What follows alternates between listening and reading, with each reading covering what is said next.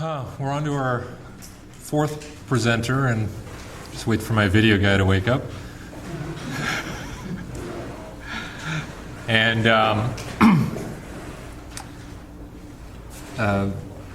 I was thinking of a really sort of interesting introduction, but I'm just going to be honest here.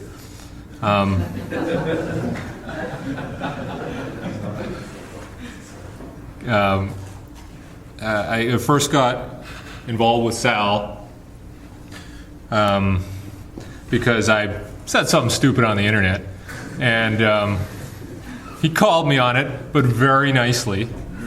And it's one of those things where you're on the internet, you have a bad day, you're like, geez. And I'm sure we've all done it. And the interesting thing is it did start a dialogue. Now, if I was standing next to him in an ATM, I wouldn't have said it. Look at him, right? That makes about as much sense to me as volunteering for a Swedish science experiment. But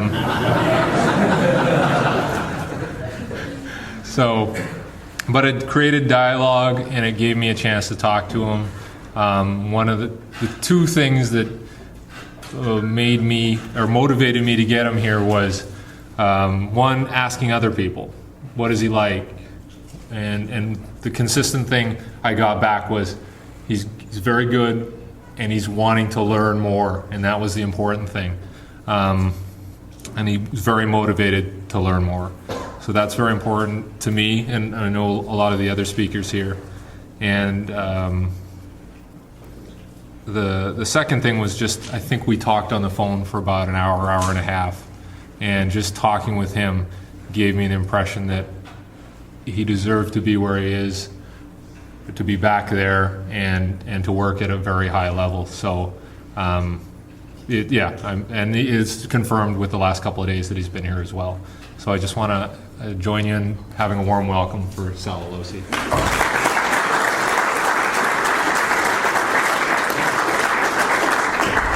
All right. Thank you, Derek, and I really mean that. The last couple of days, especially, yesterday was, they always say that when you go to conferences, you learn more out in the break room, or when you go to eat and things like that. We were in the classroom all day yesterday and hanging out with you guys last night and listening to Rob and Lauren. To me, I was just sitting there, just talking to Derek's intern today. He's like, he doesn't like to talk when people are around because he doesn't want to eat up any space, because he just wants to soak up all the knowledge that's being thrown around. And that's kind of the way I felt. Definitely humbled to be up here. I know there's been some really good speakers up here, and definitely humbled that now I'm up here. And I hope that,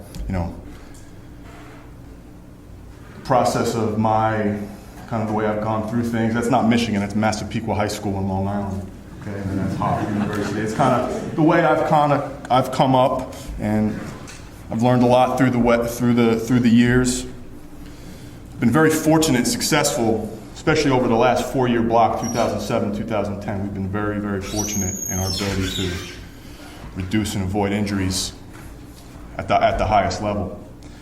And I owe that to a lot of people, our medical staff, and really the athletes that I worked with, and the support that was given to us from the top down. I hope that today we'll go over a few things here. You'll see how I kind of take information from a lot of different areas and kind of meld it into my presentation, my package. Charlie, Louie, and we can go over all that stuff. Al, Ramil, but none of it's mine. I've kind of stolen. I think good coaches steal a lot, but none of it's really mine. It's my interpretation of it and how I've kind of implemented it. And to me, that's the greatest compliment paid to those coaches, is the fact that they're putting the stuff out there. I'm exposed to it. I'm saying, yes, this is pretty good, and I'm using it. But one thing that's a little different maybe is how it's used in a team setting. So that's kind of what we'll kind of go over today, is how I use it in a team setting. Injuries, can they be prevented? They're going to happen. So I say you can't prevent injury. I know you can go back and forth with it. I think we're trying to reduce severity when it happens. and I think you're trying to reduce the amount of time it takes to come back when they are injured. With a good fitness level, it sets a platform up for restoration and recovery.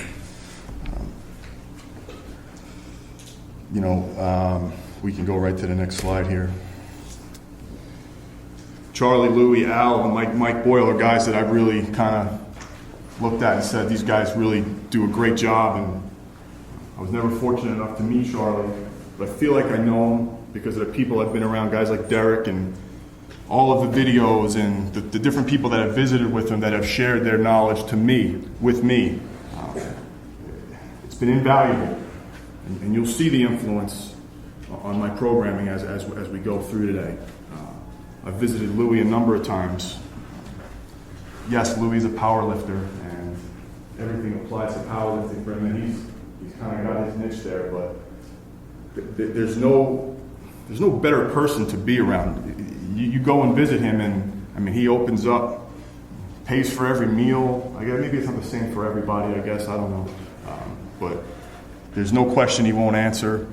He spends he spends all the whole day with you. I mean, it's just really it's really great going there and visiting with him. Al Vermeil and Mike Boyle are kind of guys that I came upon their information a little bit later in my program development, and what clicked was I believed in everything that these guys were saying. I hadn't been exposed to them yet, so to me it was a great realization for me. I was like, I think I'm doing it right, because these guys have done it for such a long time. Al's done it for 30 plus years, and when I came across his stuff for the first time, I think the first time I came across Coach Vermeil's stuff, I was already in Atlanta, and I was doing things the way he was talking about it. So that really kind of gave me a lot of encouragement and ensured me that I was doing things right.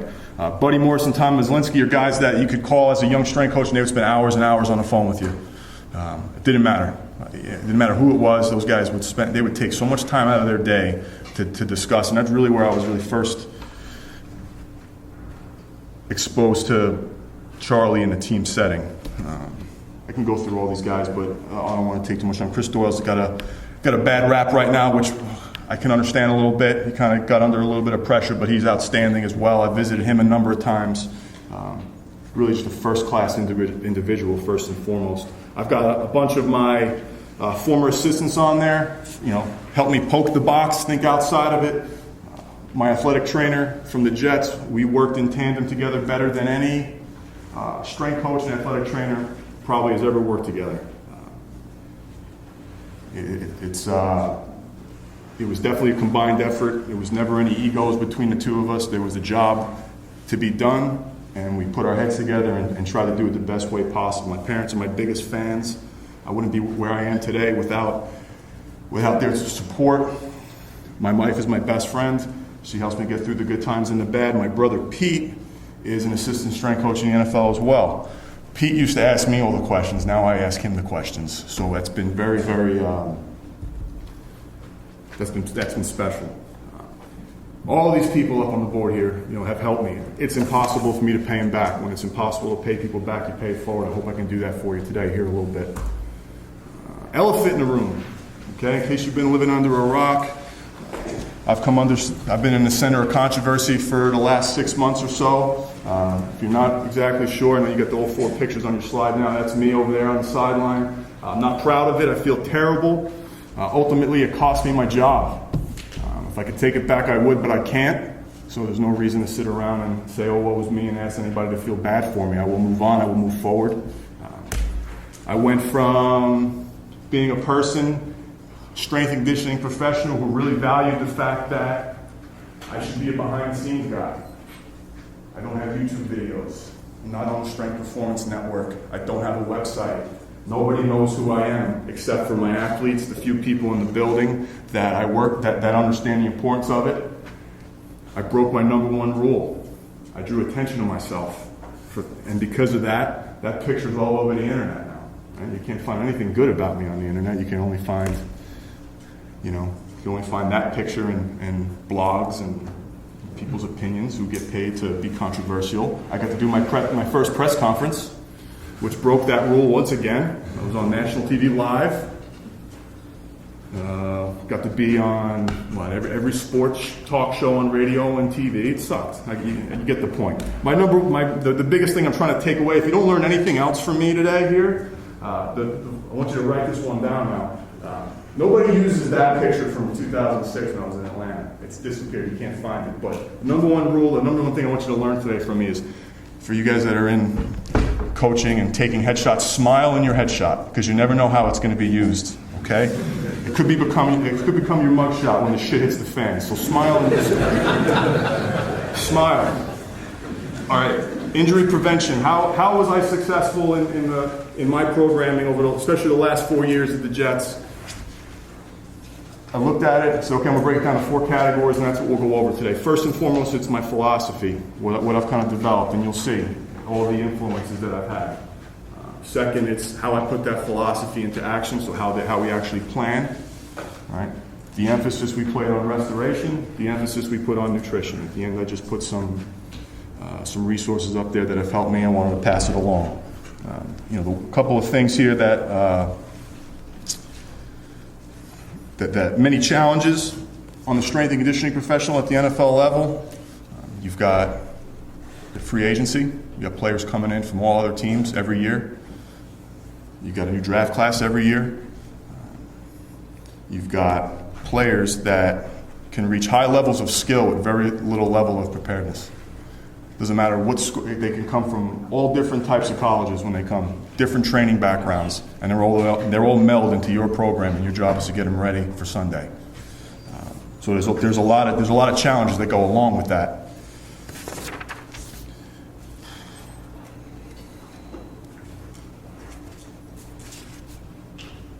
We'll go philosophy.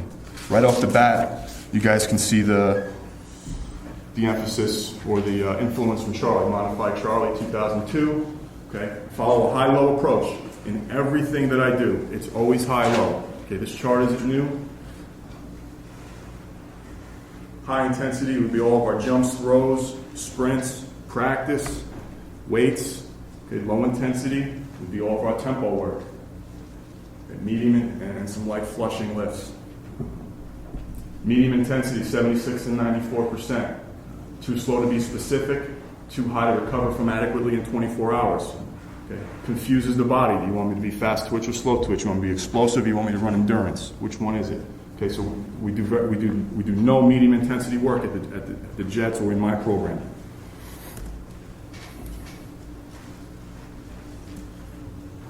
Uh-oh. There we go. Second slide. Okay, Rob showed it a number of times. A couple of different colors on mine, but from a programming perspective, high-low, high-intensity lifts for us are 45% and then over to the left. Low-intensity lifts are 40%, so from the green over to the right. So on a high-intensity day, we won't touch anything, on high-intensity day, that's when we'll do our big motor unit recruitment lifts, all of our Olympic lifts, jumps, throws, squats, posterior chain exercises. Depending on 2-day or 3-day plan, we could add low-intensity lifts based on motor recruitment on a low-intensity day potentially. I favor a 3 high-intensity day plan, Monday, Wednesday, Friday. Therefore, your green lifts would be to the left as well, but they're not high-intensity, okay? And they take place later in the workout.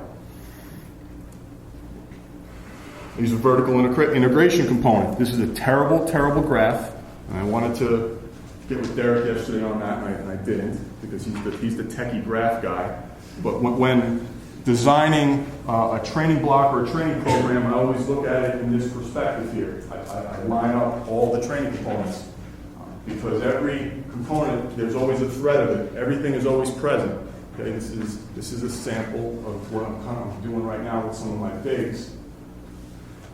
But they're always present. And that chart kind of got thrown off because the tempo line kind of threw it up, and then everything else down at the bottom, it's hard to see.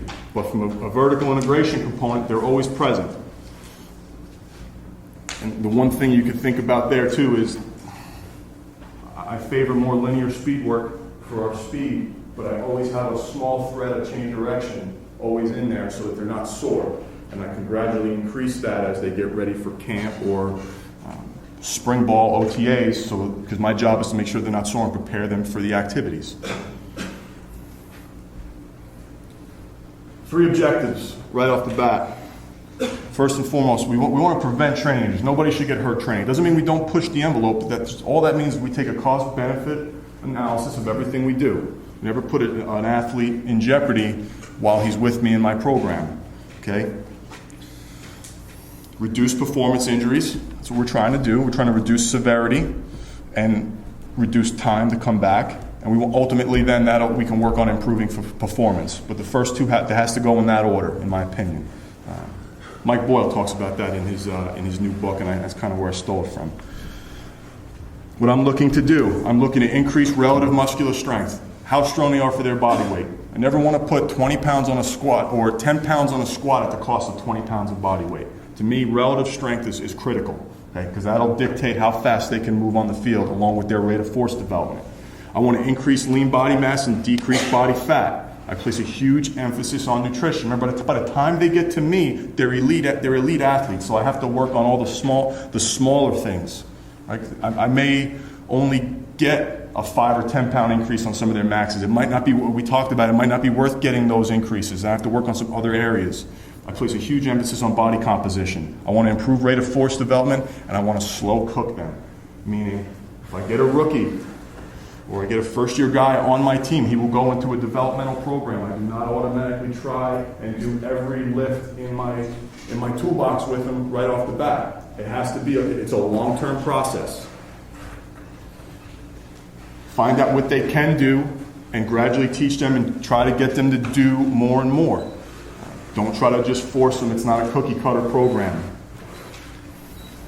There's definitely need to understand training maturity. I'll get into that later. Individual program evaluation and design, understanding they're all individuals. Okay, it's not off the Ford assembly line, I think you said earlier today. They're all individuals, so we got to evaluate them. Give our program direction. Ground-based, 3-dimensional, multi-joint exercise selection. Spend very little time on machines. I like the three-dimensional component of free weight exercises. You get a lot of bang for your buck in a short amount of time. You need to have great communication skills as a strength and conditioning coach in the National Football League or anywhere. Communication is critical to the success of your program. You need buy-in. You need buy-in from everybody, from your players, from the football coaches, whatever sport you work with, from the athletes. And we work in an internet era now. Players want to know why. Everybody wants to know why. You have to be able to explain to them why. And so they understand it. So communication critical, leadership skills kind of intertwine there with communication. Okay, leadership is influence, nothing more, nothing less. It's John Maxwell.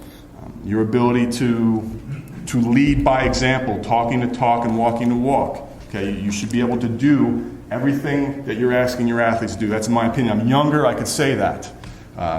As you get older, you better have some assistants that can help you do those things as well. And I firmly believe from leading from the front, and that's leading by example.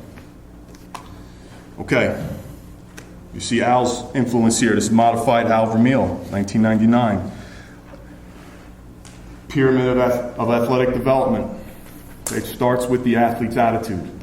Okay, we have a saying at the Jets, I'll come back to that, but it's a long-term process. Okay, training is a long-term process. You can't just start with speed, you have to work your way up. This is one of those items that I talked about earlier where I came across it a little bit later, and when I saw the pyramid, it clicked, and that's why I've adapted it and used it.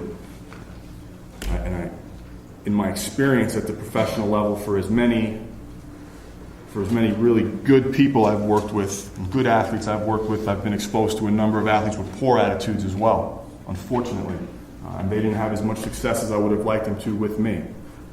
We had core characteristics at the Jets while I was there under Coach Mangini. Every player that we brought in, we tried to make sure that they had these characteristics: smart, tough, competitive, hardworking, and selfless. Every now and then we'd bring players in maybe that didn't possess those characteristics, and it would hurt us. If I have an athlete who struggles with his weight, I will do everything in my power to help him. I will monitor his body fat on a weekly basis. We'll weigh him on a weekly basis, but I put more emphasis on body fat. I will create pre, during, and post-workout nutrition protocol for him while he's training. I will have a meal schedule in in the cafeteria that is written out to the calorie for his weight or body composition goals. I will have a chef go to his house and prepare all his meals for him so that he doesn't have to go to McDonald's on the way home from work every day. And when I find that athlete maybe up in the business cafeteria eating cookies and cakes and drinking soda, and all the things that you can think of, ordering room service to his room when we travel instead of meeting me halfway, to me, that's not being these characteristics. That's not being selfless. That's putting your needs in front of those of what the team is. And ultimately, players like that will get hurt. And it has happened, and it actually happened to the one I'm thinking of right now. So that just ingrains that part or that point in my mind. So the athlete's attitude is critical. When you work in a collegiate setting, it's important. I think it's important that you be on the same page as your head coach and you recruit those types of kids. And you create the culture there that's what we are. We're going to be hardworking, tough, smart team. That's who we are. And then that will help you win games, in my opinion. That'll help you have success up the pyramid and into life. I think testing and evaluation is very important. I think it's important to monitor and track everything through a player's career. Okay, I do a functional movement screen. Okay, it addresses dysfunctions and asymmetries. Is it the end all? Absolutely not. It gives us direction. It gives us a little bit of information. You spend 5 minutes maybe at the beginning of each workout and maybe 5 minutes at the end. It gives us a little bit of direction. Maybe we'll find something that might break and then we try to fix it. We look at strength, power, movement, speed, body composition, and we always evaluate our players on attitude. Those have to be constantly tested and evaluated and communicated to the players. The purpose of the FMS now, it rules out risk. Okay, you identify inability to perform certain tasks. It is not a test or a diagnostic tool. You still need physicals. You still need to test them on other areas, which I listed earlier. Okay, but it is a fundamental part of what we do initially with the player. And it also happens to work very good when you have a baseline test, and then let's say there is an injury, and now you're working the guy back in the rehab process. You have something to compare to. That's our movement screen card. Are you guys familiar with the movement screen at all? A little bit. It's a 21-point screen. Okay, there's 7 tests. You can score anywhere from 0 to 3 on each movement. Okay, those are the areas we're looking at. 0 would mean you had pain. So any pain, regardless if you're able to do the movement, you get a 0. And then the different movements have different scoring criteria. But a 0 or 1 would be a red flag for us. A 1 with the opposite side being a 3 would be a red flag for us because there's tremendous asymmetry there. 2 2s, 2 1s, or 2 3s not as, well actually 2 2s first and then 2 1s not as important or not as big a red flag as a 3 and a 1. So every player gets a card like this to start every training block and to finish every training block. And from there, we'll put them into corrective groups to start each workout and to end each workout. The number of dysfunctions you can address on a daily basis is going to be based on the size of the group and the amount of coaches that you have. Everyone's going to have some degree of dysfunction. It's just a matter of what's acceptable for you to deal with. Pre-workout, we address soft tissue, so we roll out. Flexibility, mobility, we activate, and we use more of a postural emphasis post-workout, pre-workout. I address trends in a team warm-up. I like big group settings, and I address trends in the team warm-up, whatever the trends may be. So I'm always going to address cuff and neck in the pre-workout, regardless of the type of workout it's going to be. We're always going to hit some type of component because we have a high incident injury there. I'm also going to, and that'll just serve as prehab for guys that score well, right? Quote unquote prehab. Additional dysfunction, there'll be another subgroup before they get their lift card and hit their weights, and it's 5 minutes. During a workout, we don't do any corrective, we train.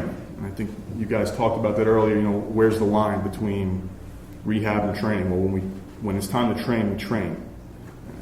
We can talk about this a little bit later too, is that seems to be the shift that's taking place now in a lot of professional sports anyway, is they're not training as much. It's more rehab and not pushing the envelope, and guys just trying to not poke the box and not push any buttons, and it's unfortunate, but that's what it's coming to. Post-workout, we had some extra resistance emphasis with always flexibility to re-lengthen contracted muscle tissue, enhance the recovery process. Corrective exercise approach, this is really any exercise approach now.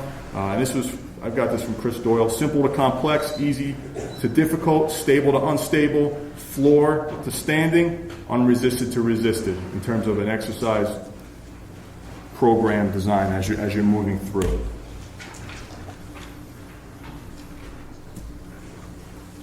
All right, work capacity. Training to train. Okay, every training block starts, or every off season for us and every summer program for us would start with a minimum of a 2-week work capacity block. Okay, these guys will get, and you'll see the annual plan a little bit later. When they come back from the off season, they may have had 6 or 8 weeks off if they didn't come in and do any voluntary work with me. So we always start with work capacity. Improve ability to do future work. Improve body composition, improve mobility and flexibility. Initially, I'll do it on a high intensity day because I still want my low day, because I want to jack up the tempo volume during a work capacity phase. So I do very little speed during a work capacity phase in the NFL in February, March. And I'll always finish, while they're working work capacity stations on the field, I'll always use the Javora complex in the weight room to reestablish. I put a little video in here. Let's see if it plays. Our video guys did video last off season to kind of save when we needed motivational films later in the season. This is a 4-station work capacity. The volume gradually increased every workout. It was 4 workouts in 2 weeks, Monday, Thursday, Monday, Thursday. There was a low-intensity med ball throw station. There was a sled dragging station. We did lateral drags, crossovers, and backwards drags. We introduced our med ball wall work, which I think is coming up next, and then we used prowlers as well. So we had 4 stations. Like I said, the volume gradually increased each workout. All these throws are cadenced. That's why they look like that. This was probably the last workout, or the second to last workout, so we kind of let them go a little faster. Initially, we slow it down. Different color balls, left and right. Was it different? No, it Oh, it was 2 different groups. Okay. Good eye. Okay, so the first group was the mids. They were using a 10-pound balls, or the skills they were using an 8. We finished up with 15-yard sled drags on the sled pushes on the prowler. Initially started off high and gradually worked our way down low. The guys hate the prowlers, but it actually it's a great tool early on in the off season to prepare for future work. This is the Javora complex. Typically, my bigs will go up to 3 times 6 at 40%. This is 42.5. It's one of the guys I'm training now. It's actually a little bit higher because I think you're supposed to be 130. Decide, who wants to go, 130 when you can put the blue on. But he's definitely special in just about everything he does. It'll take a little while to go through this, but the bigs will go 3 by 6 at 40%. That's their peak. Mids will go 3 by 6 at 45, and I'll have the skills go 3 by 6 at 50%. And that'll be because these guys went Monday, Wednesday, Friday highs this year, so they had 6 complex workouts in 2 weeks. They couldn't wait to get out of that phase. Takes us to absolute strength.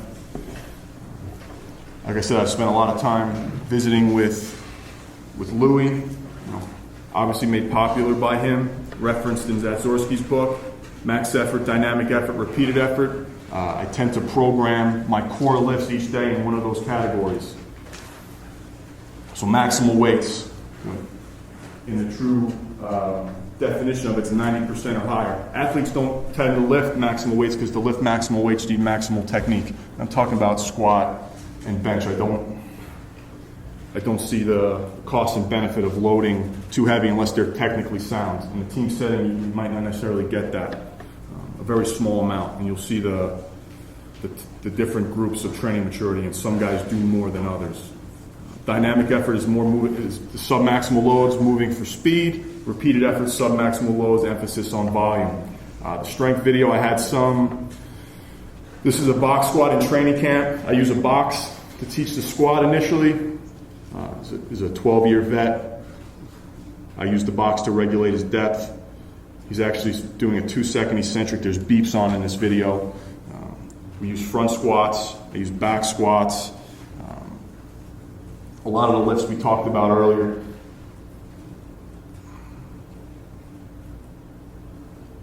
Chin-ups, no lat pulls in our room. Emphasis on relative strength.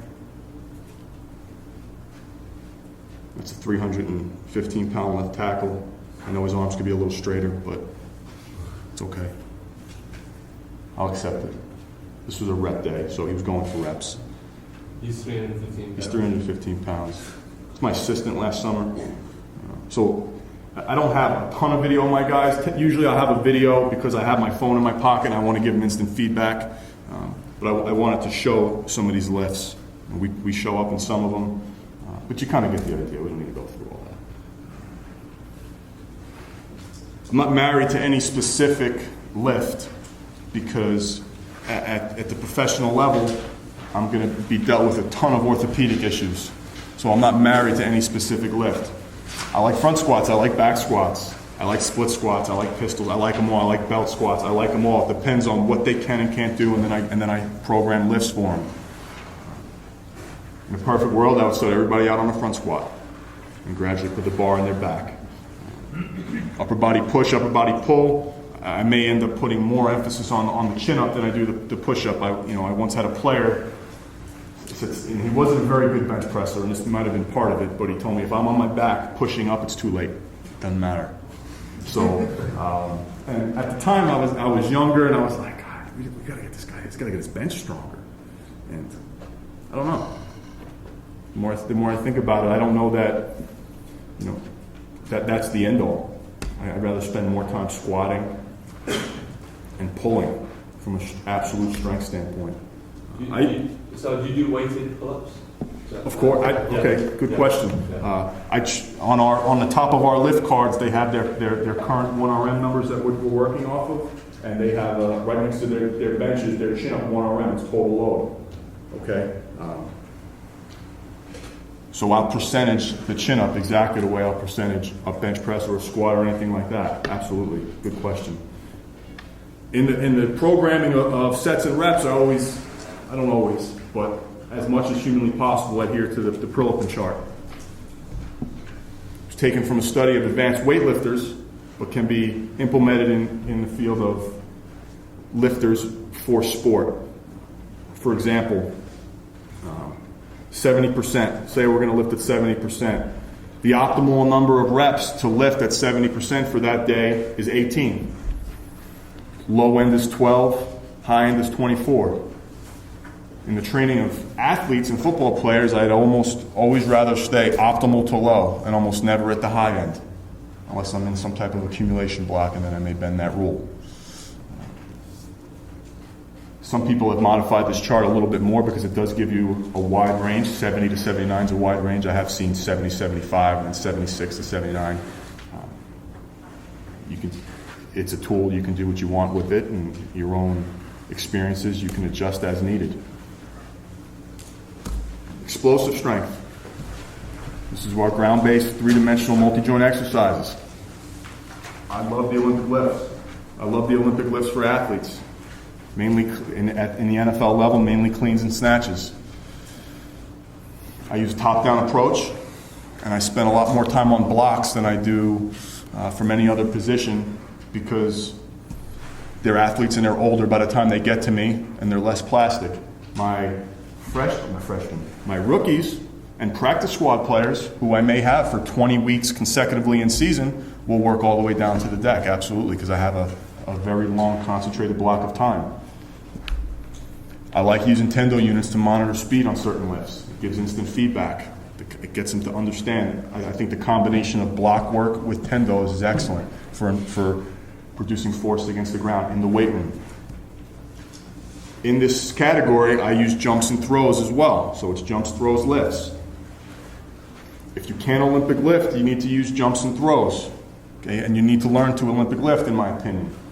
If you can't teach the technical aspect of Olympic lifts, then pulls are your answer, because you're still applying force to the ground. Again, some of the videos are myself and my staff, just to get some demonstration there. Oh, you guys, I am using straps right there. I apologize. I heard you guys talking about last time. I should change the video. I'm using straps. This was an IR player. We were taking him through a block progression, 3-stage. I like blocks. We got the scoops from Powerlift to go with our racks, and we beat the crap out of them last year when we had them. I really liked them.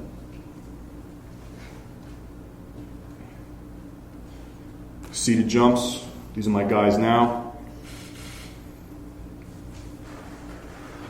That's a 40-inch jump. Doesn't need to go any higher than that. These were throws last off season. Really trying to emphasize the deceleration too as they hit the ground. And this was an earlier phase of training. Some of them do it well, some of them don't. Where'd you get those med balls? Those Dynamax med balls out of Austin, Texas. Similar throw this year. Using the same program, I think, as Derek. 100%, 50%, 25% speed. Very explosive. 300. Both those guys, they're about 310, 315 pounds.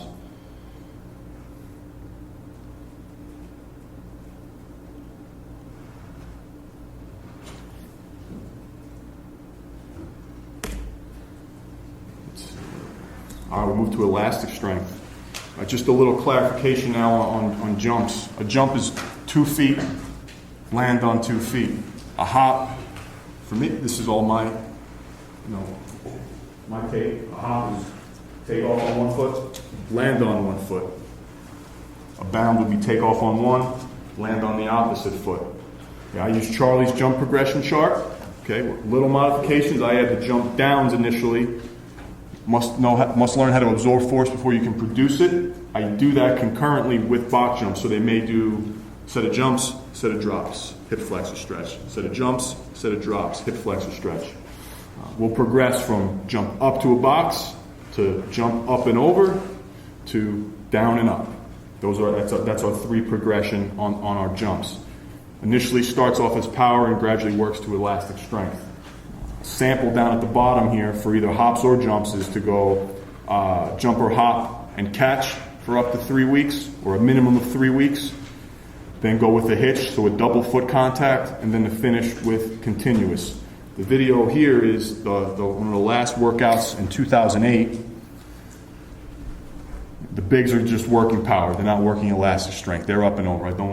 They get all of their elastic work out of their low amplitude plyos and mock drills. I do very little elastic strength work with the bigs. Plus, typically, the bigger the athlete, the smaller the obstacle needs to be. I don't do that anymore, but it was still pretty impressive to see those guys jumping over.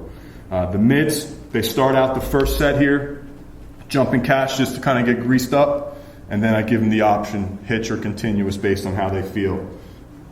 I do things differently now as well, where I kind of have all different maturity levels mixed in, where now they would be in different spots of the field, so that most guys wouldn't feel like they had to be on the bigger 30-inch hurdle, whatever size this was, versus the smaller ones. Their street credit gets in the way.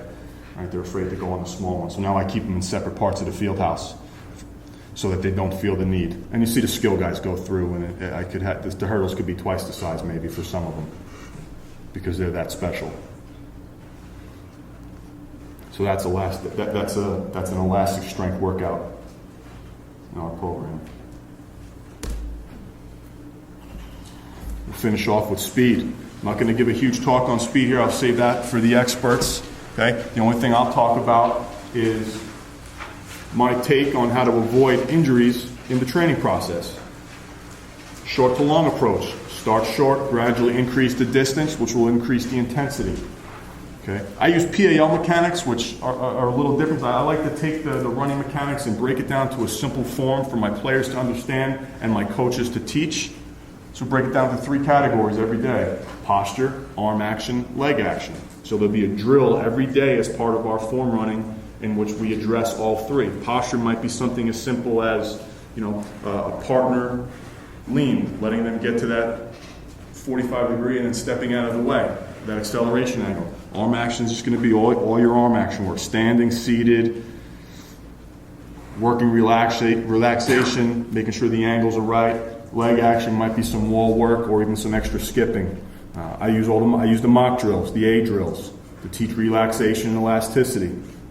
I work in our speed setting. I work from a resisted environment to an unresisted, or an inclined environment to a flat environment.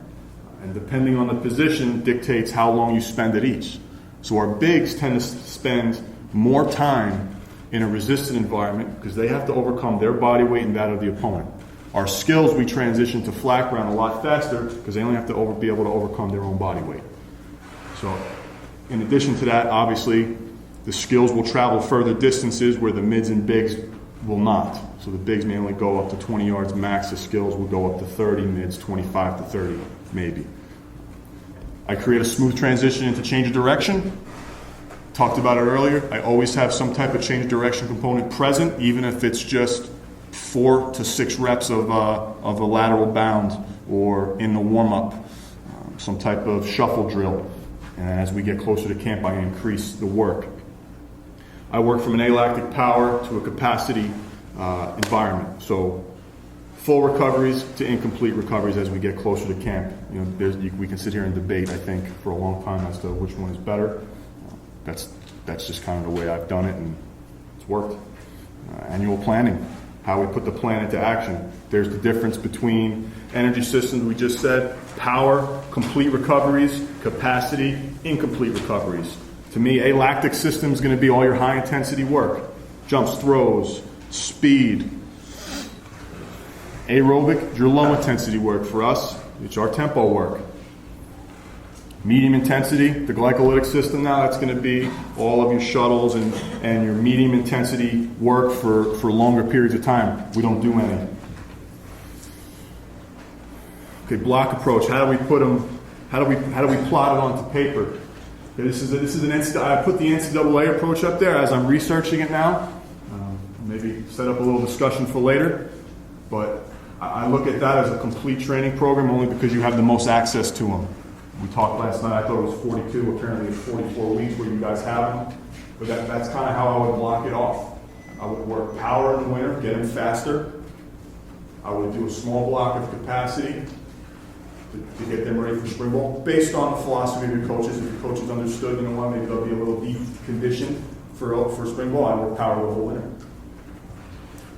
Get done with spring ball. We'll go a little restoration. We'll start the summer program. I know it's not perfect world. I'm not putting discretionary time in there, but the biggest thing I wanted to see was more power in the winter, less power in the summer, and you see the competitive block.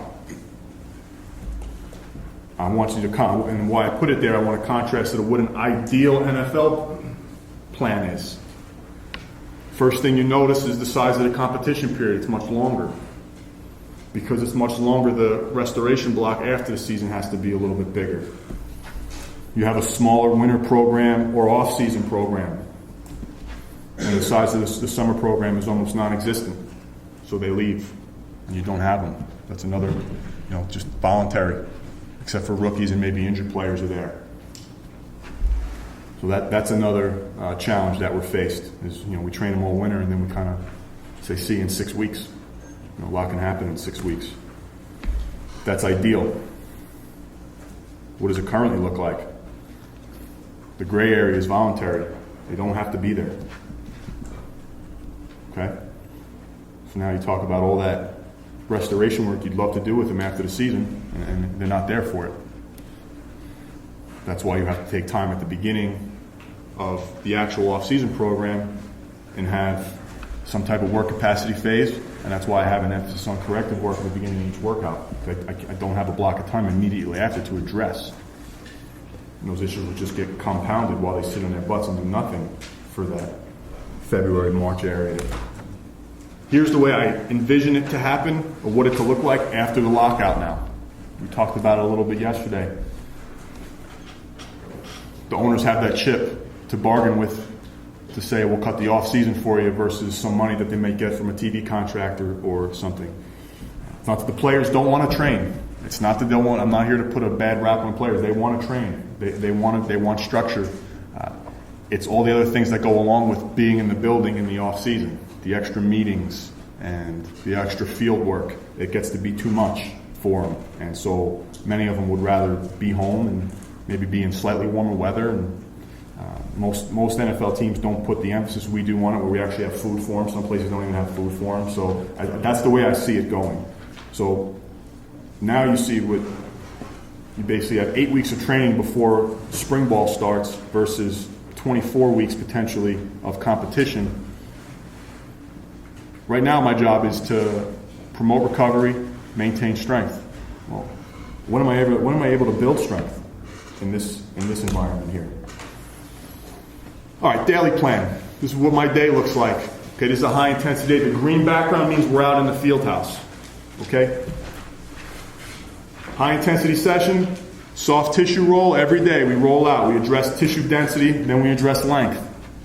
I'll hit some type of corrective work. Typically high intensity day, because we're going to squat later on. I do squat, the step pattern, and a flexibility station. We do warm up and activation. I do jumps, I do throws, and speed. That's our high intensity session out on the field. We give them a little bit of a break. We come into the weight room, do our Olympics and our squats, whatever accessory lifts we may have, post-work and corrective, and always address static flexibility. That's a high intensity day in the NFL. Remember, the NFL has to be a 4-day program. It can't be a 5, because you're only allowed access to them 4 days. So it's Monday, Thursday. So it's 2 days high, Monday, Thursday, and then Tuesday, Friday low. Start in the weight room. Soft tissue, flexibility. We're going to address extra shoulder, core, and we're going to address the straight leg raise test, which is usually one guy per team. It's very rare. We'll do our warm-up and activation as a group, and we're going to address trends in the warm-up. So there's going to be neck, there's going to be extra cuff work. We're going to raise core temperature. We're going to do our lifts, upper pressing and pulling, low on the motor unit recruitment chart. Therefore, we can do it on our low day for what the logistics are for me in this program. We do our post work, go out onto the field. I couldn't get that to slide at the same time. Med ball and tempo work, and then we stretch when we're done. Template variations, you have to address their age and what their training age and what their real age is. So these are the programs that I would have for our guys. Developmental meant first or second year in our program. Didn't matter how old they were. Team, 3 to 6 year guys. Guys that come in, what do I need to do? When can I leave? Not looking to do anything extra. My advanced guys are my best lifters. Typically a guy that may have spent time on a practice squad the year before, where I had 20 so on weeks, and now he's in the next off season. Now he'll be on an advanced program. Got to take into account the age of some of the guys and the wear and tear in their body, so I'll have a veteran program. Might have some, they'll do very little overhead because their shoulders are typically beat up.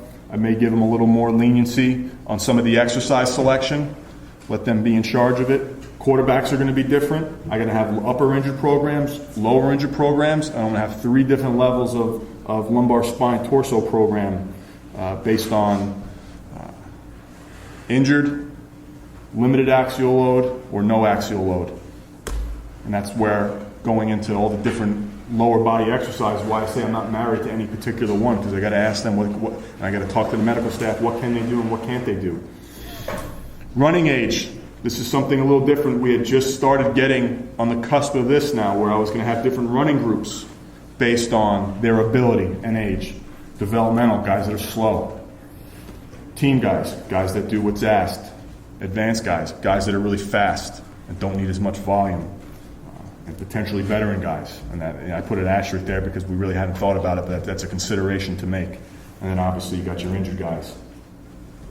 I want to go through these really quick, so I don't want to take too much time. The biggest thing I put all these templates on is I wanted you to see the high-low effect on every template that I do. So that's the winter program. It's always low. Okay, you see the reasoning behind what we're looking to do. That's an off-season template, what we just talked about. So you see Monday, Thursday high, Tuesday, Friday low. Wednesday's a voluntary day where you have a restoration circuit, and we would typically do some type of informational seminar for them. Spring ball, bigs and skills would be on an opposite rotation. Bigs would go two high workouts, Monday, Thursday. They do a low on Tuesday. Friday would be a bonus day to get their second upper in. And I would do the opposite for the skills. I would only touch their legs once a week while they were practicing. So I would do the opposite. Anytime I have no restrictions, like in the summer program, I go a 5-day. Monday, Wednesday, Friday high, Tuesday, Thursday low. We would always come in on Saturday anyway as a staff to lift, and I would have it open for a small tempo session to recover from Friday. A few guys would come, not a lot. Here's my in-season template. Okay, if you guys can't read it on some of those charts, I'll give it to you. I'll give you another copy. But day after game is restoration. It's got to be low because there's no greater neurological demand than the game itself the day before, so it's low. Tuesday's their off day. We come back Wednesday, we just follow another high-low. So Wednesday high, which means they're going to hit their Olympics and they're going to hit their squats. Thursday, they're going to come back in and we're going to do our upper body stuff. Friday's a bonus day, massage day. Massage program will take place on Monday and Friday as well in the afternoons, and we'll discuss that here in a little bit. Just in terms of, I talked about addressing trends and different things like that in the warm-up. This is how we addressed our training camp warm-up last year. We would rotate from upper lift, lower lift, and then we would kind of have like a recovery day where they wouldn't lift, they would just come in and roll and stretch, work some mobility. So we go upper, lower, recovery, upper, lower, recovery, and I think we had 10 workouts in training camp last year. So what I wanted us to show here was, this is how we write it up. Every staff member has it. We address mobility, we address our torso, rotator cuff and neck, pre-workout, just about every day. And then we make different workouts. It actually didn't make it onto the slide, but if you have a hurdle warm-up or a stick warm-up, you make those warm-ups up, and they usually go run down the right column there. Oh, I'm sorry, they're right on the bottom. So you see the different rolls, you see the different hurdle warm-ups. We find out what we want to address, and then we kind of package it in those warm-ups. The players know it, and we go through pretty quick. It works well for us. I like the team warm-ups. I like the team setting. They don't like it as much, but it allows me to make sure everybody's getting everything done the way I want it to get done. Restoration. As I said earlier, if Peyton Manning's my quarterback, it's not going to be important for me to get him to squat 5 more pounds or to bench 5 more pounds or to clean and jerk 5 more pounds. I'm going to try and maintain a level of strength for him based on what he likes to do because he's a premier player. And my number one job for him is to make sure he's ready to go for Sunday, point blank. No one's going to want to hear anything about him being sore or getting hurt in the weight room during the week. Is he ready to go for Monday? So there's a huge emphasis placed on restoration. Your top players, we're helping restore. Your bottom half of your roster, you're in charge of developing and trying to bring up the bottom half so there's less of a drop-off between your starters if one of them were to go down. With some of the training camp practices that we had under the previous head coach, Coach Mangini, they were tough. So we put a lot of time into making sure our guys were recovered. We addressed tissue density daily. Every day to start every workout, I roll the guys out. It could be something as simple as taking a lacrosse ball and rolling their feet for a minute each before moving, and then maybe 1 or 2 other movements depending on time. If I have a lot of time, I'm going to use a PVC. I'm not going to use a foam roller. I'm going to use PVC because it's harder. I'm going to use the stick. I'm going to use a big batting machine, batting cage, softball with no seams. I'm going to use a tennis ball. I'm going to have a whole array of implements for them to use. Hot and cold contrast. The key here with everything that I'm listing here is education. You have to educate your athletes, yes? On average, how long do you get to have the guys for? Like duration of? What part of the year? That's a good question. During a, let's say, off. If it's an off-season training block, I can have them for roughly. I block the groups at 2.5 hours. Oh, so you get trained. So you got. I got time. Yeah. Yeah, I mean, it's a little different, right? Sounds good. Yeah, I get in season 45 minutes for each session. So 2.5 hours a day, 4 times a week. Off season, 45 minutes, 3 times a week. In season, I make mandatory. One's recovery, one's a high lift, one's a low lift. I don't know how that equates. Is it always 8? Is it always 8 hours for you guys? 8 in off season, 20 total hours between practice and Sure. lifting in season. See, the thing about the way the CBA was when I'm training them, typically that's the only thing they're doing. So that I have all 6 hours that's blocked for them for that day, or whatever it is that they have. They have a lot. I'm not using anywhere near what I can use, and that's where what I talked about earlier is when the players don't want to be there, because when the meetings and all those other things start, now they go into survival mode. If I have 4 weeks of uninterrupted training before they start meetings, at the 4-week mark we're humming. We're just getting ready to really get rolling. Then the meetings start, and then they pull back, and they go into survival mode for the day because they know it's going to be long. So basically, I mean, during, let's say, the off season, you have a pretty good block of time with these guys. That's what they're supposed to do, is come in and take care of their bodies. You might have 2-3 hours to just, hey, we're going to come in, we're going to do this training, and then we're going to do restoration. That's right. And then, hey, you guys put in. It might be done by noon, and they're out. That's right. Okay. That's what I mean by it's critical to educate them, because you're not going to be on top of them while they're going in the tubs or going in the sauna. Or you're giving them the salt packets to take home. I mean, we have that budget, and I know I'm speaking from a place where maybe money wasn't an option for certain things. And but to me, okay, this should be the best of the best in terms of what we provide. So, there it is. That picture's a yoga class we did. We do it on a low day after tempo, and that was our rookies. So we made it mandatory. Typically, I don't make it mandatory for the best. That's why it's such a large class a few years back. The emphasis on nutrition and sleep is important as well. Nutrition kind of melds in. I made that a separate category. Massage program is critical. Okay, this video I took on my phone, I was just kind of sitting there when I was overseeing it. That's training camp last summer. So it's in the weight room. We take over the hockey rink at Cortland State University, and I make a whole weight room. I move all my stuff up there.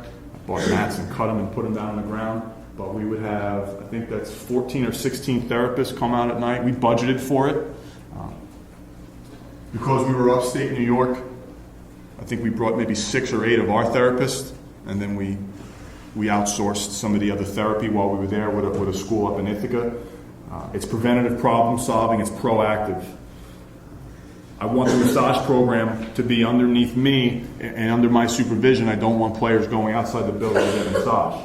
I want to build a relationship and build a program, and this is what I recommend for anybody that works in team sports, is find a local massage school. Find a couple of them, interview them. Find the guy that gets it the closest. And then help educate him and help him educate you. We think we were very fortunate in the school that we found, American Institute of Alternative Medicine, Mark Carangelo. He was about 40 minutes away and would drive to us. That's him right there in the blue shirt. He kind of ran the whole thing. He would bring 2 or 3 instructors with him, and then 2 or 3 students. And some people will say, well, we don't want students working on our athletes. Well, you're investing in them, because in 5 years, if you're still running that program there, now all the students have learned on your athletes. Now you've got 10 instructors that work on your guys. Kind of educated them initially. I mean, I learned a lot from him. Showed him Charlie's priority therapy chart. Showed him how it fit into high intensity and low intensity days. We keep records of every massage and log it and track. And I would provide 2 sessions a week throughout the entire year. I don't know if this is easy to see, but this is slightly modified from Charlie's because we can't massage every day. So on a 3 high day program, obviously you see C1 is number 1, C2 is number 2, and C3 is number 3 in terms of where you can do it. So I would do C2 and C3 with the players on a 5 day in the summer. And then I'll put the self massage, the rolling, different programs A and B based on high intensity and low intensity pre-workout. And that's how we would try and educate our players. This is more of the template that we dealt with on a too-high day. So we would have the therapist come in on Tuesday and Friday. That's when we would have massage day in the off season. And we would roll them before each session. And obviously the Wednesday there, that's a perfect world, right? But they're not in there working out that day for a tempo session anyway, unless it's voluntary. That's the chart we made. We just went online, kind of found that drawing. Each, we would know who was scheduled for each therapist in advance. So we'd have the therapist's name on there. We'd have the athlete's name on there. When the athlete came in, one of my assistants or interns would give the athlete the clipboard. He'd fill out what's bothering him. He'd circle it. He'd write notes. The therapist would get it, get a little bit of information beforehand, review it with the player prior to the massage. After the massage, therapist would put notes. At the end of the day, we'd meet with all the therapists and we'd track and log everything and make sure we were taking the appropriate steps needed to make sure that there was no issues or the same problems weren't continuing to come up. Two different tub protocols here. We had Charles Poliquin come in 2008. He visited with us. He gave us this 3-3-2-2-1-1-30-30. Most guys don't like the cold tub, so this was a great kind of give and take with them. All right, the first set you got to be in there 3 minutes, and every time after you get in less and less, and it promotes a little pumping effect. I know Charlie recommends 3 as hot as possible, and this is more shower, I think, but 3 hot as possible, 1 as cold as possible for three bouts. But they're both, Charlie's a 12-minute program, Poliquin's 13 minutes. That picture is another rookie mini camp where, like I said, the education process and everything is mandatory. So some guys would not want to get in there, but they want to make the team. So they're kind of learning the hard way, so to speak. Sleep guidelines. We put a huge emphasis on sleep. Yes? I just noticed in the pictures, some of the guys, well, the majority of the guys had their upper bodies out. Yeah. What are the guidelines in terms of where you should be? Yes, absolutely. This was, I didn't want to have any incidents potentially with guys freaking out the first time we made them get in there. So we said, just get in up to your waist. But yes, ideally you want to be up to your neck and cover your heart. Yeah, absolutely. Good question. Sleep guidelines. We spent a lot of time looking into sleep. We brought in Dr. James Moss from Cornell, lectured to us. Your body needs 8 hours sleep. Some literature will say 7 to 8. If you say 7 to 8, it might be 6.5 to 7. So we say 8 hours. Make it black and white, no gray. Your body needs to go through the 3 REM cycles. And if you see in there, the reason why we say you need all 8 hours is typically that last stage is going to run all the way till the end of the 8th hour. So that's where all your growth hormone and testosterone, it's going to boost immune function and memory. All that's going to take place in that last hour, hour and a half maybe. So that's why it's critical to get 8 hours. This is something that has helped me personally, and anybody that I can share it with, I will. Creating the back cave. This was part of a Poliquin visit. Make the room as dark as possible. Make it as cold as possible. Eliminate all light. Unplug everything in the room so there's no radiation. Turn your cell phone off. Turn everything off that you can get away with. Remove the TV out of the room. Dr. Moss will say the bedroom's for 2 things, and neither one of them involve the TV. And it's true, depending on what you're into. But as soon as I got here the other night, shut the blinds, and it really, at home, yes, but you need the phone. You need some type of phone on. You need something plugged in if there's an emergency, right? But when you travel to a hotel, and this is really why we did it too, especially for the night before a game, just set a wake-up call. Turn everything off. Unplug the TV. I unplugged the fridge in my room because it was humming. And the sleep quality really increases. This is something that everybody should try. You'll be amazed in the quality of the sleep. When we would travel, if we were to travel on Saturday, we'd put a sheet similar to this right here in the guys' lockers about getting the 8 hours sleep a night, preparing for a flight. taking 20 or 90-minute naps, not letting that REM cycle start where you wake up and be groggy. Noise-canceling headphones we would not provide, but recommended. Eye mask, blanket, hydrate, walk, stretch. I mean, these are all common sense, but these are things we wanted to lay out for our players. And I might have even brought the sheet up here, maybe. Yeah, but this would be in their locker the night before a game. It would be in their seat when they got on the plane. It would be in their room when they got to their room. So we really spoon-fed them a little bit, but we got to make it as easy as possible for some of them. We would have the room set. I mean, it's for team sport. I don't know how many team sport coaches are here. You know, you guys, very little, right? We'd have the room set to 68 degrees. We would have it set. We'd have one thing we did. We traveled a lot on the West Coast for games. We'd stay in our time zone. We wouldn't change clocks. It was a little funky at first, but it worked. Other than the fact that we'd be up at 4 a.m. West Coast time, walking around the hotel. It was like The Shining. There was nobody there, but the staff was up, and to us it was 7 a.m. or 8. You know, that helped. We'd get to the locker room. We'd change all the clocks and turn them to East Coast time. And it was like nothing ever changed. It took a little while to get used to, but that helped us. We limit the caffeine intake so that you don't screw up your sleep at night. Dr. Moss said 2 o'clock, and that's almost impossible for us because I would need to have some coffee out at our meals for our coaches, but we would remove it at 6. I would remove the caffeine at 6. Big thing there in the hotel, turn the cell phone off and set up a wake-up call. Nutrition. Placed a huge emphasis on nutrition. Okay, I have assigned body weights all year round. So I might say they can be within 2, 3, depending on the guy, a certain percentage of their goal weight in the off season. I don't want to get them too far off base. That'll cause training injuries in March, April, and May. Not only would I assign weights, but I would assign bod pod ranges for them based on their position. I provide an organic training table, primarily with thin-skinned fruits. Would be the biggest emphasis, and the more you can afford, the more you would kind of go overboard with that. I'm a big believer in grass-fed beef products. I believe that when we traveled, there had to be continuity in our menu, so I would make sure the menu was exactly the same no matter where we went, no matter what hotel, home or away. We would drop ship all of our beef products to all of our hotels so that it was the same. I wanted our hotel to be the best place in town to eat so they wouldn't want to go off-site and potentially get some type of food illness, or more realistically, I had more control of what they were eating the night before a game.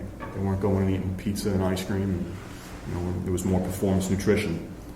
Call it a little control freak maybe, but you know, I felt like that was part of my job. One thing we also do, I do it now, but mainly last year, post-workout nutrition plan based on their bod pods. Here's my bod pod ranges based on positions. Yes. Did you have any guys with special dietary sort of needs, like vegetarians or vegan? I didn't. Yeah. No. Most football players are carnivores and meat eaters and hunters. Most of them. They may turn into vegetarians after their career is over, but by nature, I think that's why they are where they are. I don't know. That's not a knock on anybody. I just, these were percentages we came up with through years of testing and dealing with our nutritionists. The thing, it's kind of hard to see there, but the above average is yellow and below average is orange. The thing I liked about having ranges was what I had seen early on in my career, where guys would sit in the steam room for 30 minutes to make a weight. And especially earlier on when I was an assistant, we'd weigh on Friday. And it'd be 48 hours before game time, and guys were depleting themselves to make a weight on the scale so they wouldn't get fined. And it was like something like $5,000 per pound. So they sat in the steam room as long as they had to. So when I finally, when I was in charge, I said, well, we're not going to do that. So we got ranges of body fat and weight. So they had a two-way out every time. A guy could come in and be 3 pounds overweight, but if he was in his range or better, who cares? It's more muscle, it's contracting. So I didn't get concerned, and I think that helped us. We didn't have guys depleting themselves because they didn't want to lose money. Where'd you get the numbers from? It was Just over time? initially measuring everybody we had. sitting down with our nutritionist, looking at some ACSM guidelines and kind of figuring out where everybody fit. Now, one thing you also can do, because the NFL's age range is so wide, is you can adjust for age. This is what I post, and then based on players, okay, that's an in season, so everybody kind of has a schedule every 4 weeks. Okay, based on a player, their grid to the top right. If I needed to adjust it for that person, I would adjust it right on the sheet, but not for where it was for everybody to see. I think it's important to track through all of the different testing we talked about earlier through their entire career. The thing I like about the bod pod is it was used at the combine, so when a player's, is most motivated for the biggest interview of his life, the combine, he's in the best shape of his life. Now I have his number, I can always compare it to that. If I get a kid who happened to have one at his university, I can get 4 or 5 years of history from him if I call his college strength coach, and I will add it to this sheet, and I can track. The biggest thing here is that it's a composition emphasis, not a mass emphasis, and it's being tracked and regulated throughout their entire career. We did something that I thought was pretty unique last year in helping the guys maintain their muscle mass, and we did it for camp, and it was so well received that we continued through the entire year. Based on their bod pods and where they ranged by body type, we put them into 3-to-1 carb to protein, 2-to-1 or 1-to-1 ratio to help them maintain, gain, or lose weight. And we used a number of different products based on what they liked and what we could use. These are examples down here. I'm going to give you an example now. I can go over last year. Some of the guys fit right into that Pro 03 Gatorade pack. That was a 2-to-1 for many of the mids and scales. It was easy. I'm not going to sit here and say I made an individual shake for 85 guys. It didn't happen. Okay, what we would do is we would have these ice carts as they walked off the field. Their number would be written on the top of it. And we would sit there, and if they drank it, it'd be in the trash, and if they didn't, it'd still be sitting there. So we they didn't drink it, we'd ask them why and make the adjustments needed. Some guys needed a little bit more, a little bit less than was in those drinks. We got the blender bottles, we wrote their numbers on it, and we made the appropriate calorie intake and carb to protein that they needed post-practice. And the reason why I put it up here is we had a tremendous amount of success with it. Guys were getting their best bod pod scores that they had in their entire career immediately after training camp when we came back from camp, from doing this, from this alone. And the thought behind this also was when we came off the field, the cafeteria at our training camp was on the other side of campus, and they were going to come off and get bombarded by 30 minutes or 40 minutes of media and take a shower and address whatever they needed to address with the trainers before they made it to the meal. It might be well over an hour to 2 hours before they got to eat. So we made sure they weren't wasting away and not restoring proteins and glycogen post-practice. Grass-fed beef, like I said, we would have it shipped wherever we were. I deal with U.S. Wellness in Monticello, Missouri. John Wood is the owner. He is a tremendous individual. I highly recommend you visit his website. The amount of COA that's in grass-fed versus grain-fed is 2 to 5 times more.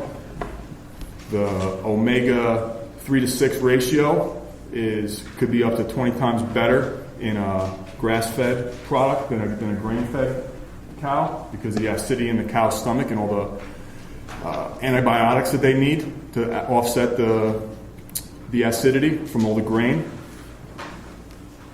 You see the vitamin A, the vitamin E, B, and zinc. I mean, it's completely loaded. It has less fat, less poor fat, and much higher good fat for you in grass-fed.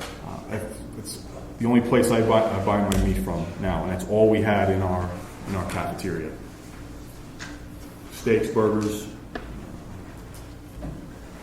And when we gave them treats and when hot dogs and things like that, we would buy them nitrate-free products. But we had a lot. We didn't buy chicken from them; it was too expensive.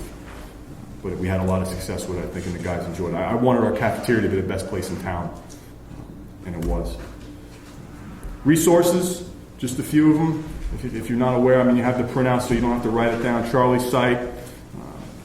Elite Fitness Systems, they put a lot of good articles out. It's kind of gone up and down in terms of what coaches have been writing for them and not. I haven't spent a lot of time on there lately, but for a while there, they had been putting out a lot of stuff. Derek's website, Louis' website, I highly recommend going and taking a visit to Louis. Just, it's a unique place, and I think everybody should, it's like, maybe it's like Disneyland, I don't know, everybody should go there at least once, and meet them, and just see what's going on. Cytosport is where I'm getting all my products now that I'm making my post-workout shakes for my guys. I really like the Maze products and their whey. And it provides a really easy way to do the 2-to-1, 1-to-1, 3-to-1. I don't know what some of your restrictions are. Mike Boyle's website, strengthcoach.com. A lot of good articles on that website. The podcasts are very informative. Al Ramil's been on there a bunch of times. They have some good guests. I do a lot of driving. I'm a big fan of putting a podcast on, and while I'm driving, audiobooks and podcasts is kind of how I do all my driving. I think you can learn a lot and make the most out of your time in the car. Mark Colangelo, that's our massage school in New Jersey. If you're ever out that way, I know it's a far ways away from here, pay him a visit. And even if you have any questions, I think he's somebody that would, just like everybody else that we mentioned, would love to just sit on the phone and talk shop. And Tom Bellella was our nutritionist. Thank you.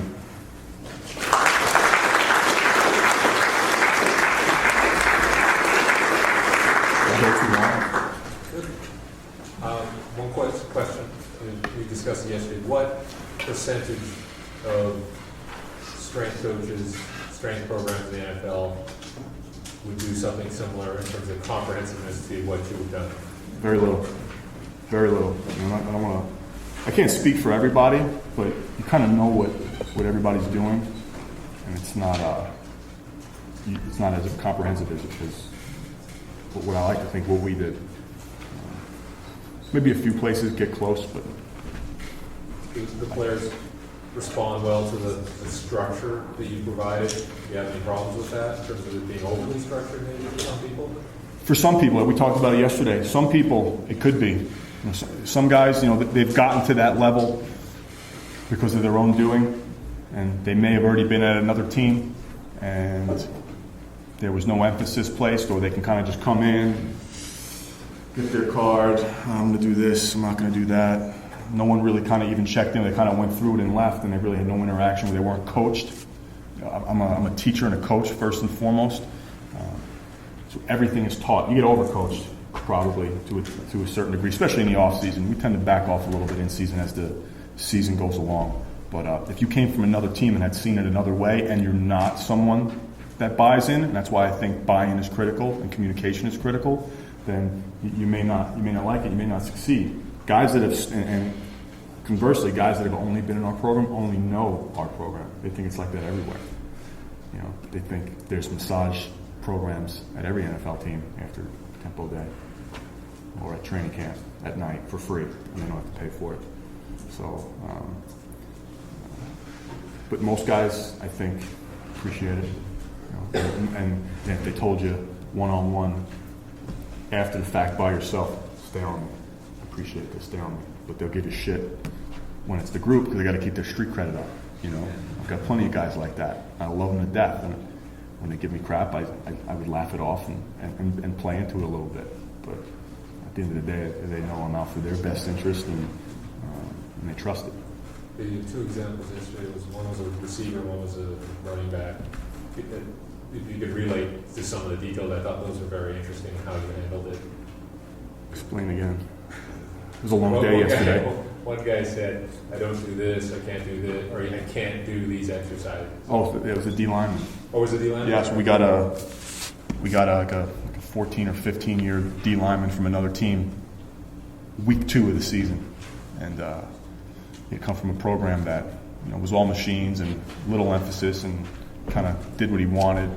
And so when we came in, we screened him and just kind of went through all his, what do you got? And we needed to flip the page over to continue writing all his, and the medical staff did it too, but it was important for us to go through, dislocated wrist, broken ankle, knee, low back. I mean, you name it. Every joint in that stacked joint approach had something. And it's okay. So kind of showed him a menu of things to do, and he kind of picked and chose, and they were all, what we wanted him to do, and if he really couldn't make a wrong choice. And it worked just fine. And then there would be other days where they might be in there where it was more of a circuit and a flush type of thing. and originally he said, I can't bench press because of my wrist. So on the circuit day, when all the other fellows were in there, he's got 100-pound dumbbells and he's repping them. So it was a matter of what he could do and what he wanted to do. As long as he felt empowered, then it was okay. It was on his terms. And he had earned that to a certain degree, right? 14 years, 15 years, he knows he's retiring at the end of the season. He's just trying to get by. That's where you kind of delve that line, okay, you got to help him protect himself too. But, all right. Great. Cool. Thank you very much, Sal. Thank you.